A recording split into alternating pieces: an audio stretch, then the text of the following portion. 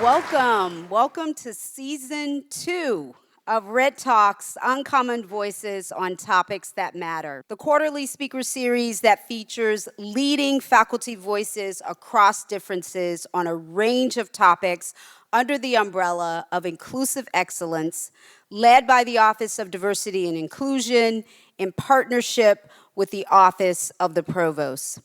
This series aims to elevate thought leaders across campus to discuss issues related to diversity, equity, and inclusion, and to position Seattle University as a partner with the city of Seattle and beyond. Consistent with our Jesuit values and our Catholic identity, to be an inclusive voice of impact. Our mission is focused on educating the whole person to professional formation and empowering leaders for a just and humane world. The focus at Seattle University, in the context of our Jesuit identity and our mission, is to harness the power of our differences. So these are TED-esque style talks with our own Red Hawk gloss, hence the name Red Talks. Last year, which was the inaugural season of Red Talks, we centered on the voices of women faculty here at Seattle University under the theme, Women's Voices at the Intersection. And together, we co-created a forum for exploring women's leadership. Professors Brooke Coleman, Holly Slade-Ferraro, and Rosa Joshi excellently led us in thinking about these issues from their respective disciplines. And we ended the year, as we will do this year, with a student edition, where we featured 4 of our graduating students under the same theme as a capstone to their experience here at Seattle University. So you will be able to view the entire catalog for season 1 very shortly. And I will tell you my early view of it. It is phenomenal. So as I said, the aim of this series really is to feature our robust faculty talent, and we will have an entire catalog that we can learn from and have as a resource in the future. So a little bit about Red Talks 2.0. We are going to be focused this year on the theme, historically marginalized male voices at the intersection. And this will provide us with an opportunity to feature the expertise and the experiences of historically underrepresented male voices on our faculty over the course of the academic year. Together, we will co-create a forum to explore diversity, equity, and inclusion from those whose voices are too often deemed far less credible on issues that matter. In a world where the experiences and the lives of historically underrepresented men in our society are demonized, pathologized, and caricatured, we hear so much about mass incarceration, the lives of Black and brown men being snuffed out at the hands of law enforcement. We hear quite a bit about the school-to-prison pipeline, the educational deprivation, the stereotype that these are individuals in our society that we should fear. We at Seattle University are going to flip the script, and we are creating a space for a different kind of encounter with these voices, learning from their expertise, those that reside at this particular dimension of diversity and inclusion. For that, I am particularly delighted today that we are kicking off this season with Dr. Alvin Sturtevant, who will be introduced by Provost Shane Martin. Provost Shane Martin and Dr. Sturtevant have joined forces this year, if you haven't already heard. They have joined forces to strengthen our educational mission, consistent with our Jesuit values and evidence-based, high-impact practices for integrating student learning and engagement. and as we pursue a more holistic approach to our comprehensive university, today provides a really important opportunity to learn from one of our noted leaders on campus. So with that, I would like to invite up our provost, Dr. Shane Martin.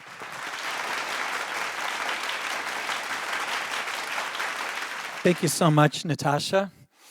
Today we gather as the Red Hawk community for the second year of Red Talks, an inclusive excellence speaker series, as has been noted, sponsored by the Office of Diversity and Inclusion. As your provost, it's a great honor and a privilege to partner with Dr. Natasha Martin, our VP of Diversity and Inclusion. It's an honor also to co-sponsor this series because I think it's so important that we have these kinds of dialogue on our campus. We are a university.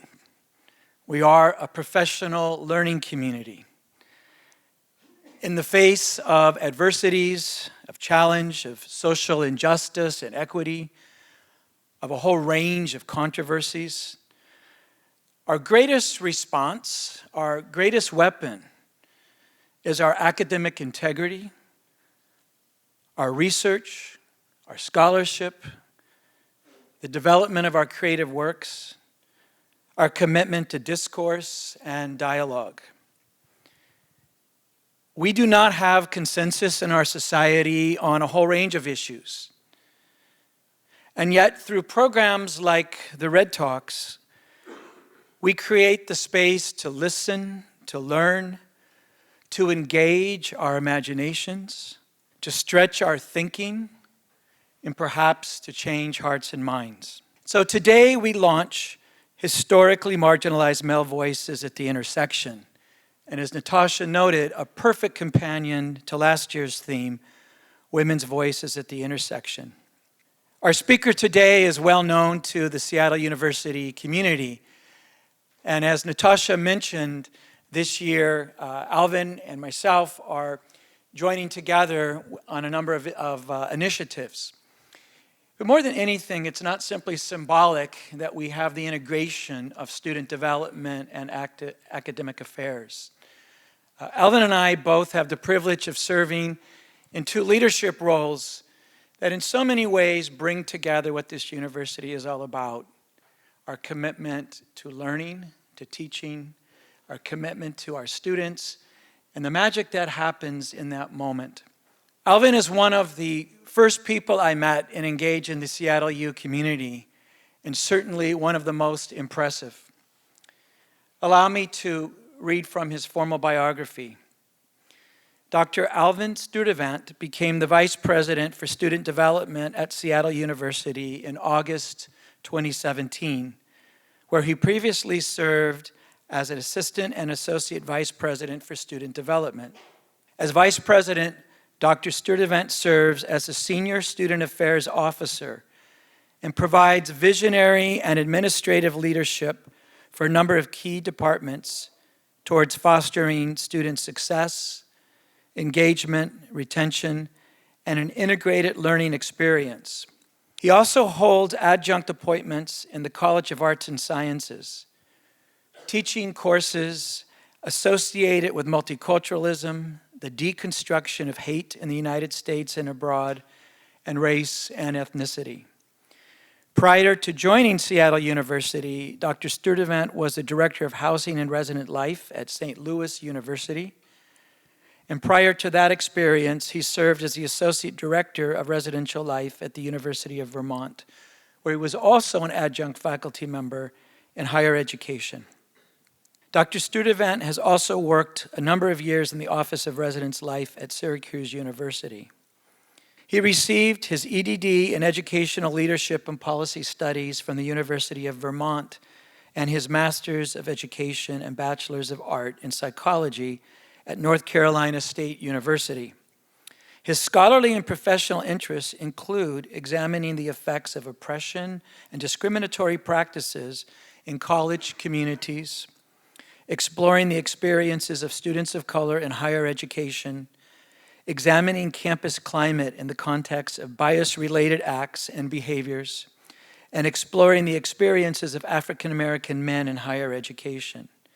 Dr. Studevant also serves on the board of directors for the Meredith Matthews East Madison YMCA and the Seattle Central District Forum for Arts and Ideas. On a personal note, it is such a pleasure every day to work with and partner with Alvin Studevant. His love for this institution, his dedication, his professionalism, the way he integrates academics and student development is a great model for all of us. Today we're privileged to hear him speak on the following topic: I am enough, resilience in a world that says you don't matter. Please join me in welcoming Dr. Alvin Studevant. Good afternoon. You all can do far better than that. Good afternoon. Good afternoon. All right, that's what I'm talking about. I come from a call and response tradition, and so I am quite able to build off of the energy that comes from this group. So thank you all so much for being here this afternoon. I invite you all to go on a deeply personal journey with me today as I share a bit about myself and my experiences through this topic of I am enough. I offer that you will likely learn things about me and my background and experiences that many of you up to this point likely didn't know, but have certainly served to frame who I am and how I manifest and show up on this particular campus. And so I am hopeful that my story will be one that will provoke you to think differently and more constructively about how you show up in the context of your identity, and in particular in the context of your engagement with those who are different from you in how you identify. The world will not always see you how I see you. You must never forget this. As a 6-year-old boy, my grandmother sat me down and explained to me that much of my life as a black man would be about survival. Her words have never been more true. She drew my attention to the differences that made me unique and special. She told me every day for 21 years that I was beautiful, intelligent, loved, and that I would always, always be enough. And eventually, I started to believe her, and I lived my life accordingly. I was and am a black man. I learned fairly early in my life that life as a black man would not be easy. Ironically, I learned this very important lesson not from my father, not from my grandfathers, not from my uncles, who were all actively present in my life, but rather from my grandmother. The more critical lessons I learned about being black, about being a man, about survival as a black man, I learned from a woman. Again, as a 6-year-old boy, my grandmother sat me down and explained to me the legacy that I would inherit. She had watched as her own sons had gone down paths of destruction and assured me that I could live a different existence with hard work, perseverance, and faith in God. In making her point, she drew my attention to the differences that made me, again, unique and special, a theme that was constant in my life. She acknowledged that there is no anonymity associated with being a black man, that I would never have the ability to be invisible or to blend. She recognized that I stood on the shoulders of greatness and taught me my first lessons about embracing my ancestral legacy and history and my blackness, lessons that I continue to inform my life today. When the world was attempting to narrowly define my existence through its limited expectations, my grandmother reminded me of my ancestral inheritance continuously, and that I could do and be whatever I wanted. She encouraged my reading of Black literature and ensured that I understood that representation mattered, and that to be Black was not monolithic and rooted in single stories presented by the numerous communities of practice I would hold membership in throughout my life. That in the eyes of many, I would be deemed threatening, dangerous, obsolete, and lazy, and that when the world judged me, maligned me, devalued me, or disempowered me, or told me no, I had to keep pushing. The luxury of stopping or giving up was not available to me. There was way too much at stake. Despite her encouragement, I still felt invisible at times. Despite my grandmother's best efforts, I remained uncomfortable in my own skin for many years of my youth, and to some degree in my adult life. The outside messages were consuming me in ways I could not manage. I attempted to jam myself into a puzzle in which I just did not belong. Black men, in my view, all spoke slang, were athletic, had multiple girlfriends, sold or did drugs, and had a certain roughness and toughness about them that others envied. Cognitively, I recognized that I was not that person, but I would do whatever I could to fit the mold. In the end, I became more invisible. Ralph Ellison explains in a way that was quite illuminating for me. I am invisible. Misunderstood simply because people refuse to see me. Like the bodiless heads you see sometimes in circus sideshows. It is as though I have been surrounded by mirrors of hard, distorting glass. When they approach me, they see only my surroundings, themselves, or fragments of their imagination. Indeed, everything and anything except me. But something amazing happened. When I was a child, my grandmother nicknamed me Reverend Teacher. I can't tell you how that naming and claiming of a future has shaped my personal and professional trajectory. Every time members of my family called me by my nickname, Rev or Teach for short, it reinforced the idea that I was intelligent and capable of achieving great things, and counteracting the master's dominant narrative telling me otherwise. It reminded me I had people counting on me to succeed and championing my success. I relished the compliment of that nickname and pushed to be worthy of that honor. I share this as a reminder to be careful what we call our children and the words we use to describe our students and our community. We can build up or tear down even with something as innocuous as a nickname. Our children and students deserve the benefit and the challenge of being called with words they can strive toward and that lift them up. Reverend Teacher, or Rev Teach, inspired my motivation and was my aspiration. Because of this, I believed in my possibilities and went on a search for what Dr. King calls the Unarmed Truth. This is particularly important as many of our children and students are entering into a world that is not fully equipped or ready for them and all they bring. A world in political and social turmoil. A world that sees many of them and us and me as other and often refuses to acknowledge the intersections that make up the whole of who they and we are. My grandmother granted me the ability to dream, and like me, I know a lot of you have big dreams too, and are inspiring others, particularly our students, to dream. And cultivating ambition of the best kind, ambition to change the world around us and to change our campus. But I also know some of you have doubts. Doubts about whether the world and our campus can be changed. Doubts about those in leadership and our capacity to fully grasp the enormity of the issues in front of us. Doubts that the world will fully embrace you. And doubts about whether you personally, you as individuals, have what it takes to make an impact. Many of those doubts are bound up in identity and what the world tells you and everyone else about who you are. My grandmother's words sustained me at every step along my journey. And even today, since she's been gone since 1997, I'm still sustained by the memory of her legacy and by every single word she shared with me in the life that she lived.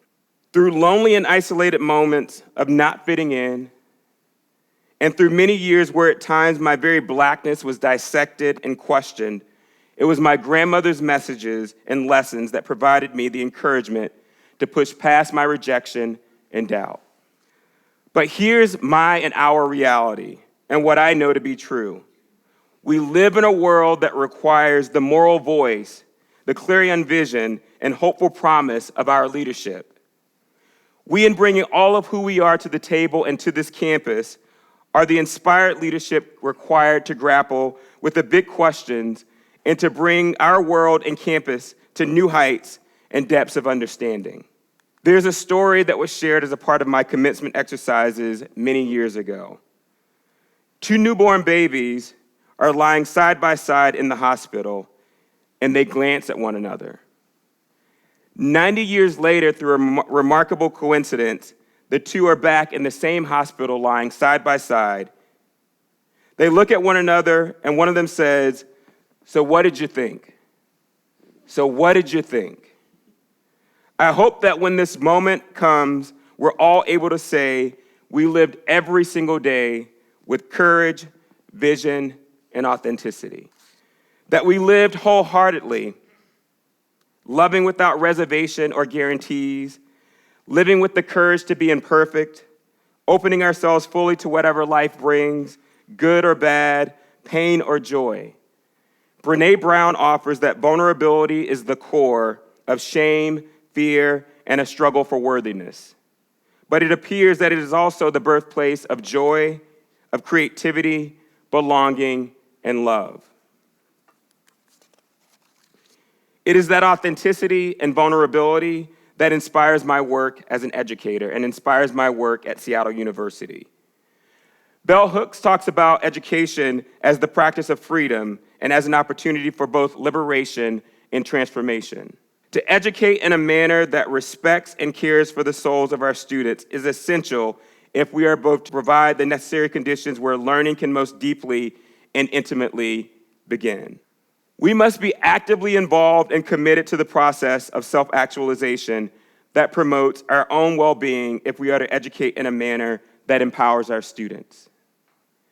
This is about our own growth and evolution and that of our students. Those who know me well know that Muhammad Ali is one of my favorite people in all the world, and for a variety of different reasons. But one of the things that Muhammad was very well known for saying was that if he was the same at 50 as he was at 20, then he would have wasted 30 years of his life. I'll say that again for you. If he was the same at 50 as he was at 20, then he would have wasted 30 years of his life. I say this often to students. I say it to parent and family members when they're visiting campus, and I offer this to them, that if students are the same at the point that they graduate from Seattle University as they were when they entered, then they will have wasted their Seattle University experience and education. And even more so, we will have been remiss in our responsibilities to them to ensure that liberation and transformation. We have a responsibility to ensure that we are absolutely transforming the lives of our students and growing and evolving their perspectives, but also our own. We can learn from our mistakes and grow from our failures, and we can strive at all costs to make a better world and a better campus so that someday, if we are blessed with the chance to look back on our time here, our time in this world, our time at Seattle University, we know that we spent it well, that we made a difference, that our fleeting presence had a lasting impact on the lives of others, those others that we engage on a day-to-day basis. Steve Jobs once said, "Your time is limited, so don't waste it living somebody else's life. Don't be trapped by dogma, which is living with the results of other people's thinking.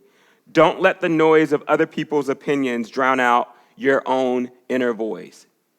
There is no voice more important than your own." There are a lot of schemas and tapes that will constantly play telling you that you are not good enough, that you will never be good enough. But that is not your voice. That is a voice that needs to be drowned out. And your voice needs to overtake it. And it needs to be rooted in your own experiences, your own family expectations, the own expectations that you have about what you have the capacity to be and to do. Steve Jobs is known for it, but I heard it first from my mama. who as the very first love, and my mama is my grandmother, for those who don't know. I was adopted by my grandmother, and so I refer to her as my grandmother in the context of this presentation, but she was also my mother and my mom and my mama and my majul, and the one critical person in my life who ensured that I always knew that I mattered. And as a result of that, she was the very first love of my life, having taught me everything I need to know about leadership and the value of family and relationships above all else. And as I noted earlier, taught me everything I needed to know about being a black person and a black man in this world and the value of my life even when others were diminishing my existence. At a time when there are such stifling constraints on how black men can exist in the world, I remain steadfast in my disregard of all the rules and continue approaching life, my life, with fierce passion and without apology. And despite the attack on so many black and brown bodies, I was taught that we are each wonderfully made, intricately woven, and put on this earth for a purpose far greater than we could ever imagine. In so many ways, my grandmother knew this about me. She knew my hope, my pain, my ambition, my anger, and my shame. And she assured me that despite it all, in fact, because of it all, I would move through it stronger and more resilient, and more capable of handling whatever the world threw at me. And that eventually, if I stayed true to who I am, the world would embrace me.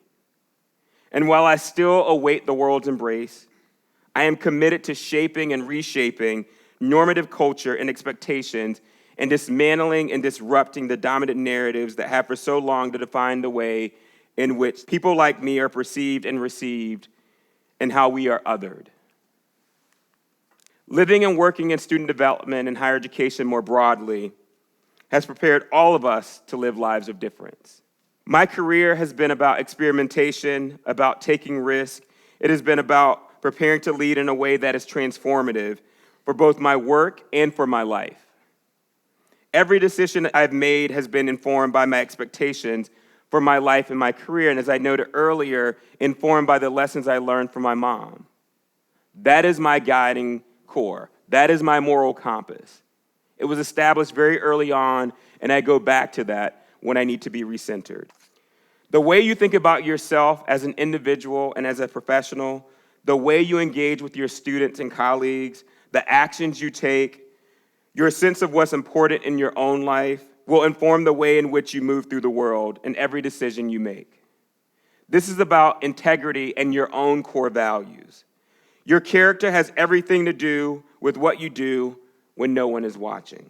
In the words of one of my favorite spiritualists, Uriah Mountain Dreamer, I want to know if you can be with joy, mine or your own, if you can dance with wildness and let the ecstasy fill you to the tips of your fingers and toes without cautioning us to be careful, realistic, or to remember the limitations of being human.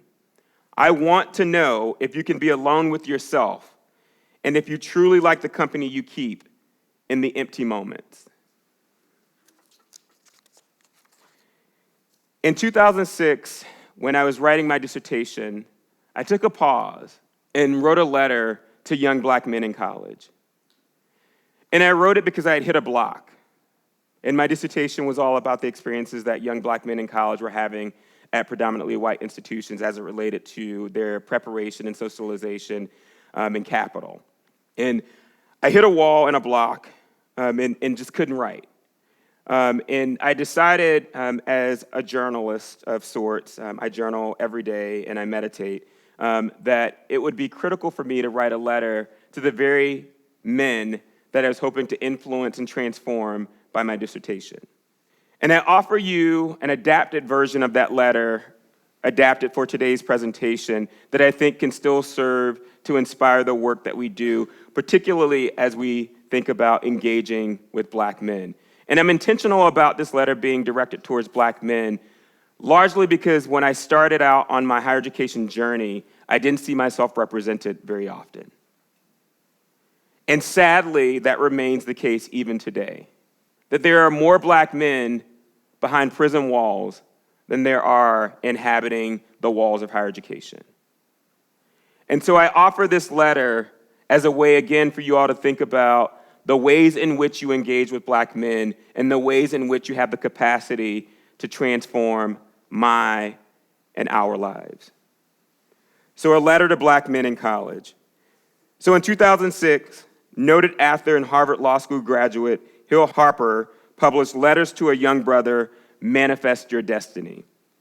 I found his writing thought-provoking, insightful, and beneficial to me.